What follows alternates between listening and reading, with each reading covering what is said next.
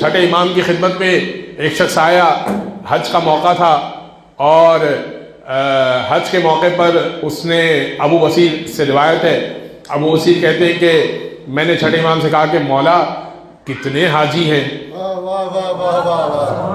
خانہ کعبہ کا مطاف طواف کی جگہ حرم خدا کا، مولا اس سال بڑے حاجی آئے، بہت حاجی ہیں۔ امام نے کہا کہ کیا تم میں بتاؤں کہ ان کی اصلیتیں کیا ہیں؟ کہا مولا اگر اہل سمجھے تو بتائیے۔ امام نے قریب کیا، آنکھوں پہ ہاتھ پھیر دیا، اس نے دیکھا کہ بہت سارے بندر ہیں جو طواف کر رہے ہیں، اور کچھ ہیں جو احرام میں ہیں۔ اسے کہا فرزند رسول میری آنکھیں ٹھیک کیجئے، مجھے بہت عجیب محسوس ہو رہا ہے کہ خانہ خدا میں بندر طواف کر رہے ہیں۔ امام نے دوبارہ آنکھوں کو ٹھیک کیا، اسے کہا فرزند رسول کیا وجہ تھی کہ یہ کچھ بندر، اکثر بندر دکھ رہے تھے، کچھ احرام میں تھے؟ امام نے کہا جو میرے جج سے بغض رکھ کے طواف کرتا ہے وہ یہ حالت ہوتی ہے۔